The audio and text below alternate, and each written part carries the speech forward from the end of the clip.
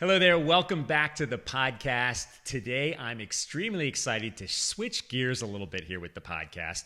As many of you know, we've spent the last couple episodes kind of talking about the real estate world and whether it be mortgage, whether it be inspections. You know, we've covered a lot, but I'm excited here because, as you guys know, the name of the podcast is Running Real Estate. And what I do on a daily basis is run a real estate company, but I also love to run.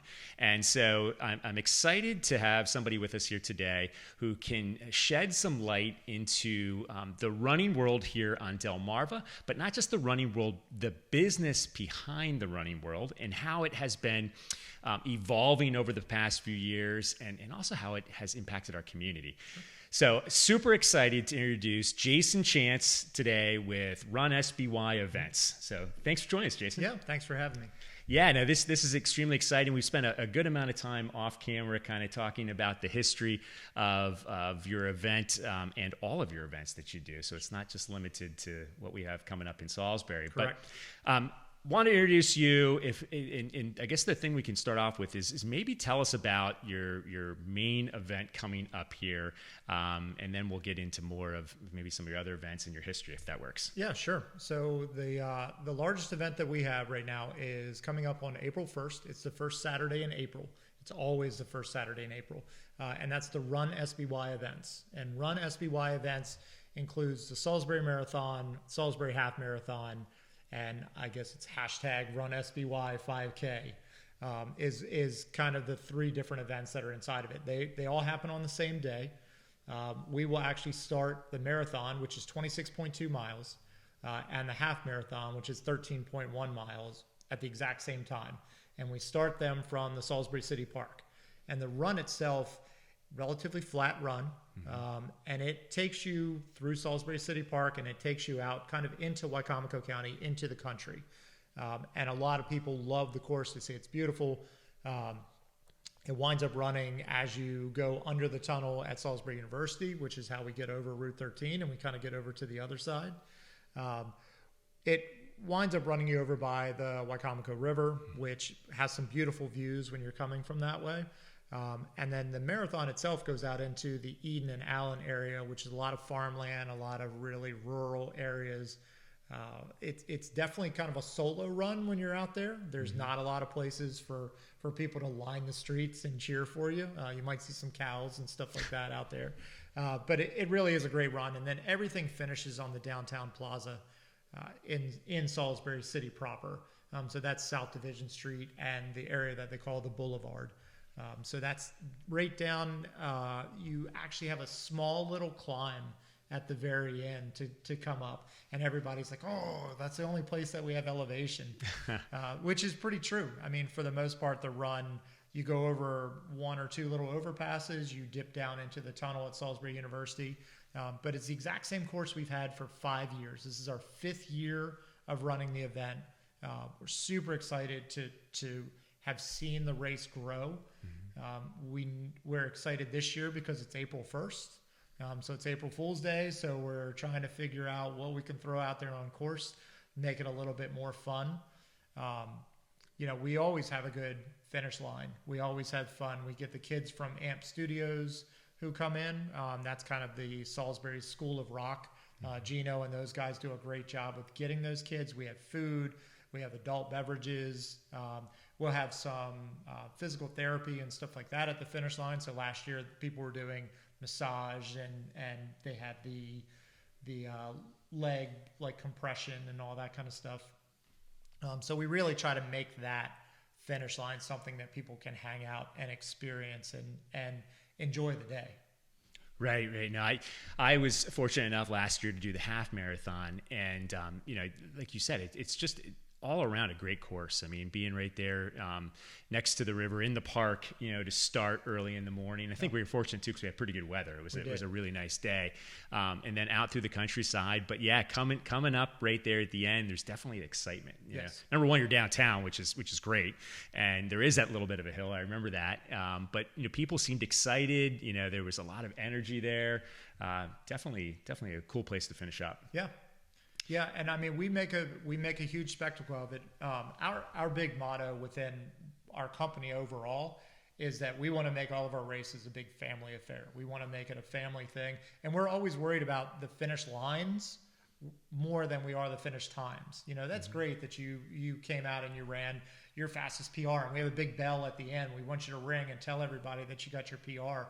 But we want, as you're coming up the downtown plaza, we want you to see this huge arch, and we want you to hear the music and the people cheering. And we have Bart Yasso, who's a running legend. He's our announcer, and he's calling out, and it's really great. And we love seeing the smiles. They start as grimaces when they first see a little bit of incline, but then the smiles, that's really what makes that completely worth it. Yeah, no, it's an awesome event. So the one thing I didn't see as much of, but maybe you can kind of talk about that a little bit, is the 5K event. Yep. I think I've been running not my whole life, but for the last 5 to 6 years, it's been a big part of my life. And I think there's a lot of people out there that would like to get into running, and then they want to have a goal of running a race, an event, and a 5K is a great place to start. Yep. So maybe you could tell us a bit more about if somebody has never run before, are they just kind of a weekend warrior, where they're, getting their legs under them a little bit. What does that process look like, and what's that 5K like? Yeah, I mean, the 5K is great because it starts and ends at our finish line. So it starts and ends on the downtown plaza. It starts about 30 minutes beyond the marathon and half marathon. And the reason we did that is we want, if mom, because mom is probably the one who's going to run the marathon or the half marathon, and dad's got the kids for the day. It's funny, it's primarily about 60% female. That's interesting. So everybody can be over at the main start line, and they can see mom take off on the run. And then within 30 minutes, it's less than a mile to walk over to the start line. So they just come over, and then they can go out. They start from our finish line, so they go down the downhill to start out, which is great. And they basically run 1.55 miles out, and they turn around and they come back. So when they come back, they're able to get the experience of that big party atmosphere finish line. They also happen to go through one of the most fun aid stations that are out there. A local group around there, Midshore Multisport, puts on this huge party, and they're the only aid station that everybody hits, whether they're the 5K or not. The 5K also, we allow strollers to go. Okay. All that we ask is when we have strollers or anything like that they kind of, as they're coming back up the finish line, they kind of stay off to one side, because at a half an hour, let's say the slowest person, or let's say somebody walking takes an hour to finish that 5K, your fastest half marathoner is coming in before that. Yeah, I mean, an hour and a half for that, and some of them are running faster than that. Some are running an hour and 10 minutes, an hour and 5 minutes, so they're actually passing 5K people coming through the line, half marathon, not marathon. But it's a really great experience. They still get all the cheering, they still get the medals, they get everything.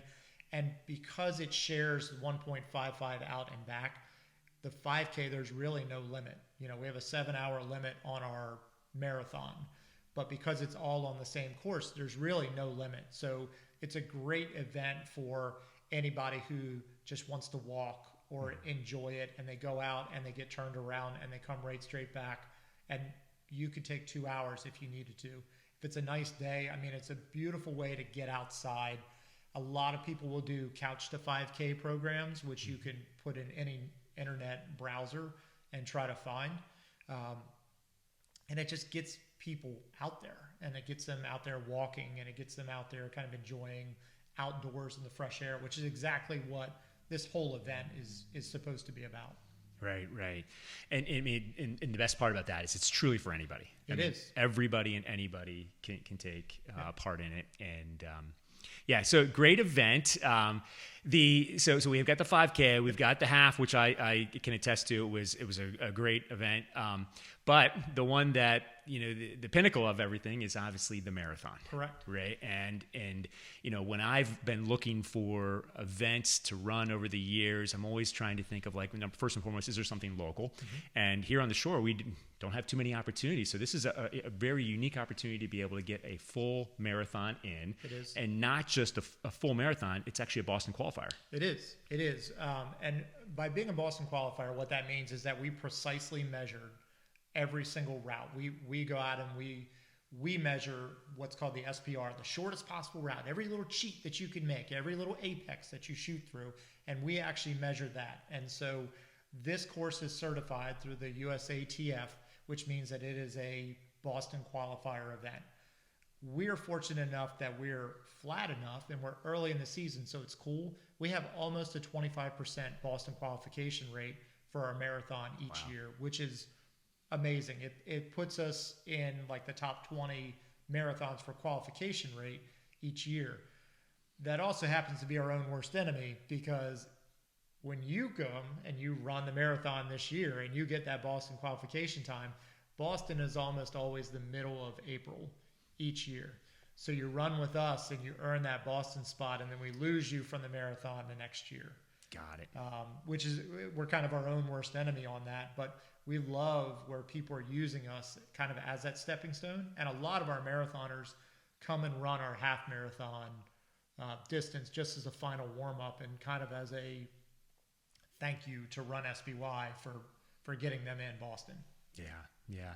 So do you know the qualifying times? Like, what would somebody need to run to be able to qualify? Yeah, so it changes every year. Okay. And it's based on age. Got it. The biggest problem is that when you come across the line and you know you need a 3:12 or whatever as your Boston qualifying time, if you run a 3:12, it doesn't mean that you're getting into Boston. It means that you have a Boston qualifying time, but basically the Boston Athletic Association, BAA, they can lower the limit. So you'll hear people go, okay, I made 3:12, but I need a 4-minute buffer. And that's because, like last year, maybe they said, well, there's so many people who applied that you actually need a 3:08 to get in. I believe this year it was something unprecedented where they actually said, if you got a 3:12, you're in. And I think it's because people are still dealing with, it sounds odd, they're still dealing with COVID, COVID deferrals and people who Boston got canceled one year because of COVID, and they're still trying to play catch up. We're all still trying to play catch up. Right. But yeah, it's definitely different. A lot of people celebrate their Boston time and then they submit it and they might not get in because they need a buffer. Right. We're really going to be celebrating Boston times and PRs and stuff at the event. We have a giant bell that we want you to ring. We're going to have some backdrops. If you're able to check, and we will probably even put a big printout like this is the times kind of thing.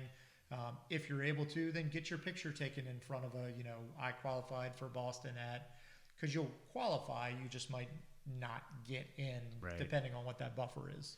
I know myself, once I get one marathon in, I'm not sure I'm going to be looking for another, but it's amazing. So that qualifying time might be the trophy. You cross the finish line, it's either I'm done or when's the next one. That's it. There's no it was okay, I'll think about it. It is seriously, I'm done or when's the next one. Yeah. That's funny because that first half marathon I ran a couple years back, I honestly thought I'm never doing this again. But as time has gone on, I've trained differently, thought differently, and we were talking off camera here a little bit. That's half of it. Is just the mental, the mental prep that you need to have. Not just the prep, but the mental, as you go through the race. I mean, I know last year I listened to an audiobook, like from start to finish, that I had never listened to, and that was enough to kind of keep my mind off, the pain, I guess, that got me through it. So everybody's a little different. Everybody is, yeah. We spoke a little bit. I used to run on a treadmill staring at a white wall with no music or anything. Which I can't imagine. Well, so the thing is, in one of my other worlds in triathlon, we can't have anything in our ears. You can't have music. You can't have a phone. You can't have anything like that. And so if you have that and you're seen, you're disqualified. Interesting. So you can't be out there. And on a bicycle, we have to stay like 6 bike lengths away from each other and everything. So you can't ride with your friend. The run, obviously, we could run next to each other, but the chances that you're going to be near somebody are negligible. So, we would have to go with whatever was the mental strength that we could have moving along like that. So much more difficult than listening to an audiobook. Much more difficult. Yeah. So let's get into that a little bit. We'll switch gears and we'll come back and we'll finish up, and kind of give people some details as to where they can sign up for the event. But, I wanted to get into your background a little bit, your history. Obviously, you're the event director, but you own a company too that puts on these events. And I was asking you before, like, how did you get into this? Like, how do you start doing it? But maybe if you can give everybody a little bit about your background and sure. how it all started. Yeah. Growing up, I was active, and I did a lot of swimming and things like that. I never thought of myself really as a biker, but I fell in love with cycling. So I really liked cycling because you can hop on a bike and 5 hours later you can be 100 miles away on your bike. And as a kid, it's your first time you get freedom. So before you get a car, it's how you go and visit your friends and ride into town and stuff. So I really got into cycling, and I wound up going and becoming a bicycle mechanic while I was also a full-time police officer. So I was a police officer for 22 years. I started in St. Michael's, which is where I'm from. That's my hometown. And then I came to Wycomico County, and then I actually came here to Worcester County. And as I moved along, I was still cycling all the time, especially with Seagull Century and some of those great events that we have around here. I wound up on a police bicycle patrol, which was great. So we would ride around mountain bikes. We'd go play in Ocean City. We'd go through all the, and I started working on the bikes, and that kind of led to my passion for mechanical work on that. I got to really use my hands. When we left here from Worcester County, we went back home because we were having a second child, and we opened up a bike shop there. We opened up a multi-sport shop, Tricycle and Run, and I was the lead mechanic there. So I was still policing. I was working for Oxford Police at the time. So I'm a police officer. I'm a triathlete because, I was already swimming and biking. So one of my friends is like, all right, just come run also. So I'd done a couple triathlons, and then Ironman came in, and the Eagleman course over in Cambridge was always a Ironman race, but it was privately owned. And when that private group went away, Ironman came in to take it over. And I got pretty much told, you're a police officer and a bicycle mechanic, you're on our bike course. It wasn't really a request. I was just, you're going to go and help us handle all of this stuff. And so I did that for a couple of years, and I worked for other people for other events. And from the bike shop that we had, Tricycle and Run, we started putting on free 5Ks. So our very first one was the Pi Day free 5K, and it was on 3.14159.265. I mean, that was seriously the first event that we ever put on, and we started it at 9:26:53 in the morning because I was as deep in a pie as we could go. And we put that on, and it was like, well, we can put on events. Started with simple 5Ks, and then it turns into a triathlon here and there, and next thing you know, we're here owning and producing 21 of our own events. And we help about 50 other events throughout the year, all over the country. Yeah. So it just kind of morphed. And then I left law enforcement about 2 years ago after the pandemic. And it's a great background to have because when you're looking at courses, you're always looking at a safety aspect. And, hey, if we make a right-hand turn here, then we don't have to cross over traffic and stop 4 other ways. So there's definitely a benefit to having that background. I can totally see that. I mean, it's the stuff that I can totally see it, but it's the stuff as a probably an athlete, you don't, at least the first time athlete, for me doing the Salisbury half marathon, I probably did not appreciate everything that goes into it until talking to you today. Yeah. Because, I mean, you've got to clear the roads. You got to work with, I mean, how many different police departments or law enforcement? We have 6 different law enforcement agencies in Wycomico County, and then we get a couple specialized. So we bring in like the bomb squads and things like that. And it's some special little things like for your half marathon last year, if you had a morning clothes bag, you put it into a clear bag. Right. That's not arbitrary. That's a security thing. So it's in a clear bag because when the bomb dogs walk past it, if they alert, we can see what's inside the bag. Right. And that's from a law enforcement kind of background. Mm-hmm. So it's a good business practice, but so we don't have to clear an entire finish line if the dog happens to alert, on something. Yeah, it's just so much that goes into it. And then, and you were telling me too, like you've got like just all this stuff, the supplies that you need, the timing equipment. I mean, everything that you have to be able to put on these events. Like you said, 21? 21 that we own, and then 50 that we'll time one this weekend. And that will be timing equipment and a finish line clock and a PA system and an arch and generators and all that kind of stuff. Got it. For somebody else's race, Right. But you become the expert to some extent, right? We do. And we become the technology expert. We become the troubleshooter of, hey, I got this. How do we fix this? And we know all the shortcuts because we've had to do it, for our own events or other events that I've worked. That's one thing we're very helpful in this community for the most part. It's, hey, I've got this issue. How do I fix it? And somebody, whether it's on a forum or on Facebook or just from your own personal, library of people that are out there. You don't always have to be the smartest guy. You just have to know the smart guy. Right. Yeah. Who you associate with, yeah, right? That's exactly right. Okay. So with regard to the marathon and to the event, I mean, 5 years in, it's been interesting. You were telling me that the first couple of years, Salisbury wanted to run it and kind of put it out there, and then you've taken it, you kind of took it over. Growth, I'm big into business growth and how do you scale something and make it work and not have hiccups along the way or learn from your hiccups. So what does the growth trajectory look like as far as number of participants, along the way and sponsors and everything else? Yeah. So, I mean, every year we try to grow roughly 50%. And that number will actually change at some point in time. For us to go from 800 to 1,200 was pretty good. This year we're probably pushing more 1,500, which will be great. But if I told you that next year is going to be 2,250, and then the year after that, and then the year after that, and everything is 50% growth, there comes a point in time where you have to look at your infrastructure. You have to look at where's our parking, where's our how long is are the roads going to be shut down? Parking and lodging are really big. Our host hotel was the La Quinta Inn in downtown Salisbury. They have been sold out for months. The second we announce when this is, everybody reaches out, and they don't care about special rates or anything like that, because if you're familiar with Salisbury, it's the only one in downtown. Right. And people can walk to the start and to the finish. So like our staff is staying 10 miles away, 8 miles away, because we're not going to go and take the rooms that the athletes want and stuff like that. But you have to look at that. And then you not only have to look at the infrastructure of the city, but you have to figure, okay, if I have, let's make it easy on my brain, if I have 2,000 athletes, okay, how many spectators am I going to have from that as well?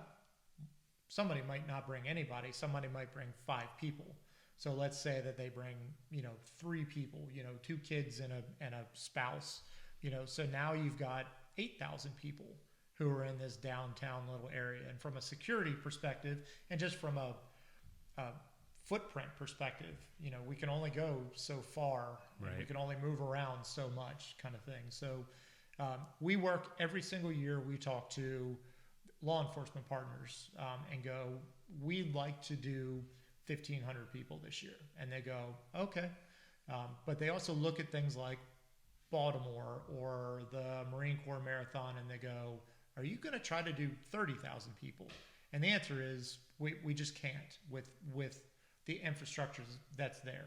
My hometown, St. Michael's, they have a half marathon, and they're pretty much capped with where we can park people and stuff like that. And everybody drives in for that one. Got it. So it's knowing those numbers. And all you do from there is, if we get to a point and we go, this is a great number, 1,500 is perfect, or 2,000 is kind of at our push, then we create another event. I mean, I hate to say that, or you start to look at, okay, we're going to do a 5K on Friday night. Mm-hmm. Or, there's always ways to work through some things, because what you don't want to do is say, oh, this is just for marathoners, or oh, this is just for this or that. You want everybody to be included, so that 5K person who's going to take 2 hours for their first 5K ever feels comfortable being out there. They're supported the entire time. Right. So it's a game, but yeah, we never want to go from like, all right, we have 1,000 people to holy crap, we have 10,000 people. That it's just too much. Yeah, so I mean, I never really thought about the overflow, that piece to it, how many people you're going to have in there. But I mean, the economic impact, of this event, I mean, it's got to be quite large for early April. It is. It's kind of at the cusp of the seasons changing. Yep. I would imagine, Salisbury, La Quinta is going to fill up pretty quick. You got a couple hotels on the outsides. There's not a ton of restaurants right there, so I'm guessing some of that probably overflows to Ocean City, to some of the surrounding communities. Yep. I would imagine also benefit from the event. They do. It's primarily centralized in Wicomico County, and you get the fringe. So obviously you have Fruitland, you have Del Mar, you have places like that, but you will catch some Ocean City, especially if it's going to be a nice weekend. Right. People will come in and they'll do the race, and then they'll head back out. So it's neat. We have a tracking app, and so you could, if your wife is running the marathon, and let's say she's going to do a 5-hour marathon, you would see like her projected time is 12:30. You could go do whatever you wanted with the kids and then come back. It's one of the benefits we have of starting at the downtown at the park is that you can put your kids on Ben's Red Swings, right, so that they're not standing out there waiting for mom to come running by right at the very beginning. They're just standing out there in the cold shivering. So there are things to do in Salisbury, which is great, and in the surrounding areas. But yes, there's definitely bleed over into Worcester County and even some of the Delaware counties. Yeah. One of the things I found fascinating when we were talking here too, and this is right up the alley of running a real estate company or running any company right now, but you were talking about marketing. You were talking about like attraction to get people here, and I'm sure you've like us, we love the word of mouth. Yeah. We love the relationships that we're able to build that sends people back, or the referrals from our past clients who send them to our company. And same thing for you. I'm sure you get people who could be from Baltimore and they say, if you're getting into marathon running, you should try that Salisbury one. That's a good one to get into. Or if you want to qualify for the Boston Marathon, go to Salisbury. That's a good spot. It's one of the places you can go. But from beyond that, you have to have a marketing plan as well to reach some people that that might not necessarily know about you. And you were talking, you wear a lot of hats. Yes. Event director, the logistics, technology. You talked about, what you have there to put on the event. But tell me a little bit about the marketing, and where you guys are running some ads for this. It's pretty cool. Yeah, I mean, so marketing is we have to get the word out there. You have to, and so social media is that's kind of your number one thing. So. But there are some people that aren't on social media. So we've been looking at, we first and foremost email every past participant. When we open up registration with our registration platform, we can click a button and pull in every single person who's ever done this event and just be like, hey, just to let you know, this is going to happen. And from there, we can actually track whether that email is opened or not opened, and we can retarget. And so some of that works out well with the email. A lot of times when we're going on social media, we're creating, as you and I talked about, we're creating these custom source codes so that we can know if you clicked on, tell me more or register now, I know exactly where that is coming from. Mm-hmm. And I track that on my phone. I can actually pull it up on my registration, and I can see in the last 7 days where all of my traffic has come from. I can see page views, I can see everything. And so I track that based on my ads as well. So my ads with those custom source codes, we can put in how much money we put towards those, and we can see our ROI. Ads on social media, that's really easy to track. Regular coupon codes like postcards and things like that we send out, a little bit more difficult. And it's a little bit more difficult because I might say this code is Annapolis, from our Naptown Classic that we put on. Okay. And it might be 10% off if you ran Annapolis. But if you don't put that code in, I don't know that that's where you came from. I don't know that that's where I captured you at. So a paper where you manually have to type in a code is a little bit more difficult to track than a, tell me more kind of button that we push. We find for the most part in races, our core audience is still Facebook and Instagram. Those are our two. And we do everything that anyone marketing any other thing would do. We do A/B testing. We'll put out the same picture. Or what we do a lot of times is we use the same copy in our ad. And we'll put out, we laugh, it's ABC testing. So you'll put out an attractive male, you'll put out an attractive female, and you'll put out a family, all with the exact same copy. And you're going to throw money at it. You throw $20 at each ad for 3 days. You have the exact same keywords, the exact same area that you're targeting. And we want to see which one performs the best. And man, if we see one that does a lot better than the other, even if it's views or if it's click-throughs or whatever, that's the one that we're going to put as a main ad, and we're going to boost the post, and we're going to pay for the money to send it out. We absolutely have to do that. And thankfully, Instagram and Facebook being so intertwined, you can almost push them both. Right. We're still seeing more from Facebook with static posts. Instagram is the stories, and all of this is great for today, February 14th. And on February 17th, it can all change. And they can say, I think we talked about before, now Instagram doesn't want the stories. Now they want the pictures. And, everybody's like, oh, you should be on TikTok. You should be on Snapchat. You should be on, first of all, Snapchat. I arrested a lot of people for Snapchat improperly used in days in the past. Snapchat was great because there was only one time that we used it for the race. We actually drew a geofence around the area, and we had its own Snapchat filter that was based on the race. And that was like the only positive thing that we could do from Snapchat. TikTok is great, but TikTok from races, most of the time it's going to be high energy music, and it's going to be, people cheering or coming in on the finish line. We all have the same TikTok posts that we're doing. Facebook and Instagram are the ones, it's a little more static, and it's a little more, people are taking the time to read. Think about TikTok. It's quick. Oh my gosh, it's 2 seconds. It's 2 seconds, and it's your following page and your For You page and all this kind of stuff. And it's really funny because my son's TikTok looks completely different than my TikTok. Right. Just flipping through, and it's, great algorithm, but I don't know that there's many racers who are out there who are really looking for races on TikTok.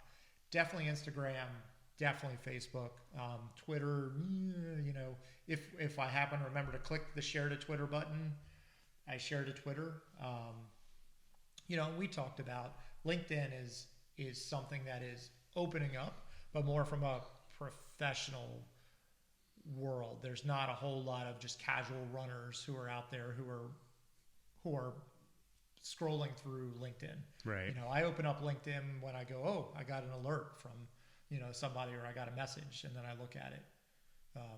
We still use it to talk to tourisms and CVBs and boards like that, but the actual targeting of a runner, we're not using that really to go after them. Got it. Yeah, I would think so. So here's a question: how many of your racers, runners, athletes are repeat? How many of them are coming back? Do you know what that percentage is? Yeah, I mean, we've got a fairly high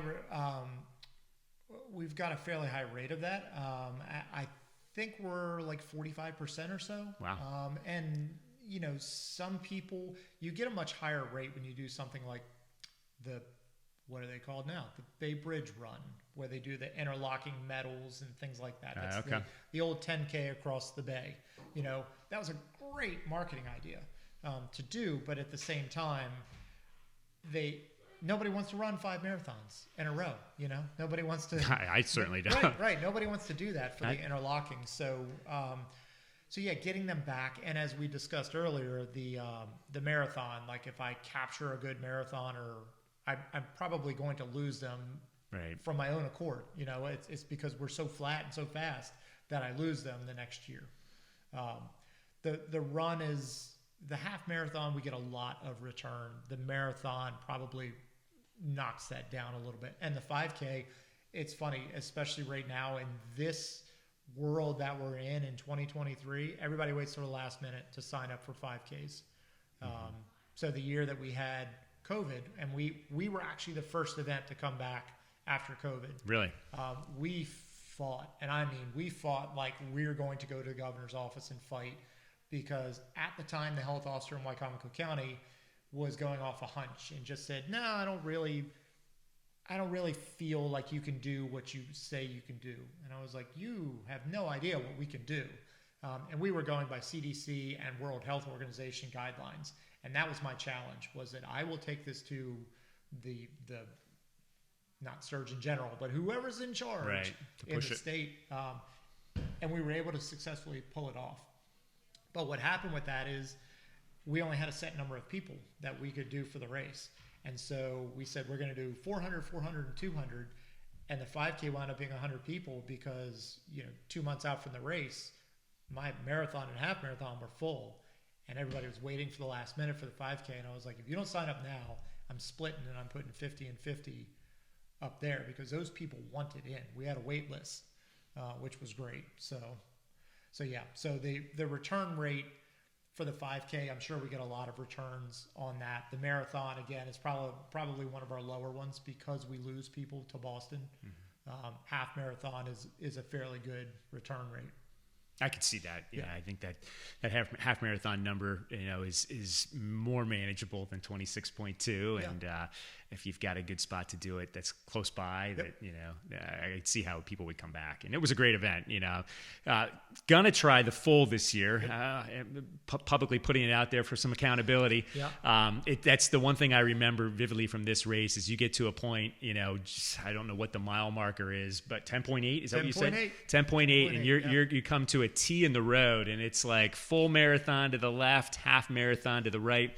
And last year when I went to the right, I kind of felt a little bad. I'm like, I'm bowing out here. I should be going left. Yeah. So we'll see. We'll see how the training goes. Yeah.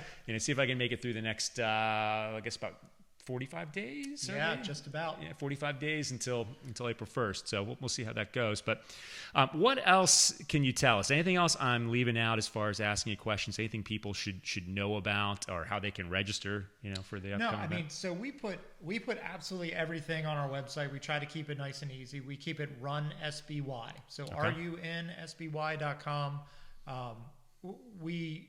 It is Run SBY. It's not Runs By or anything like that. Right. Because SBY is our airport code. It's the regional airport code. So that's what we're known by. It's, we got some flack the first year from county people going, well, you call it the Salisbury Marathon. And I'm like, well, the Boston Marathon isn't all run in Boston. It's different places as well. So it is Run SBY, and it's runsby.com.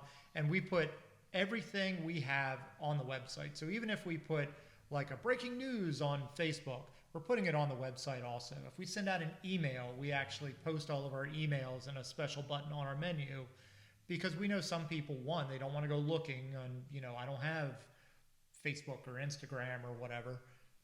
And some people, their spam filters is what they'll tell us on emails and things like that. So we're posting everything on runsby.com. Course maps are on there right now as our sponsors come up. Pohanka of Salisbury has been our title sponsor every single year. That's great. And they're absolutely amazing when it comes to community programs. And they bring us some really cool cars that we post out there, and you're able to run around and all that kind of stuff. But the event itself, basically we have a volunteer tab on there. We get community groups that come in. So Eastern Shore Runners Club, we spoke about. Eastern Shore Runners Club is the great running community there in Salisbury. They come out, they're actually at that big aid station, the one where you split right or left. So they're the ones like encouraging you to make the right choice. We give them money.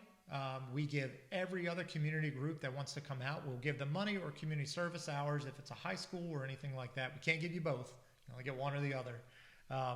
But we love the ESRC guys so much that during our award ceremony, we'll actually take a break and they award the scholarship for the high school kids right there at Run SBY, right at the marathon, which is amazing. Cool. It's just another way of giving back to the community. But I mean, so we've got out on the Run SBY site, it's how you can sign up. You can see the courses. There's a donate button. If you donate, that money we don't touch it. It goes directly to any of the groups that are out there. And then the volunteer button. We're always looking for those groups. We've had Boy Scout groups out there before. We've had gyms that come out there. And because it's April 1st, we want people to have some fun. You can do almost anything you want out there. There are a few things, if you want to do some things, you don't tell me that you might have adult beverages or anything out at your aid station. But if you happen to have, then I'm not coming out there to check on them. But we want people to go out and have fun. And especially you'll see for the marathon, some of those aid stations that are out there, you need a little laugh or you need a little pick-me-up. Mental switcheroo, right? Yeah, it is definitely, it is a mentally strong course is what I tell people all the time. Yeah. You are not running down K Street in downtown Baltimore with people lining the street. You're going to see some cows. Yeah. Solo. Yeah. Good time to think. Yeah, right? it is. But don't think too much. Don't overthink it. Yeah.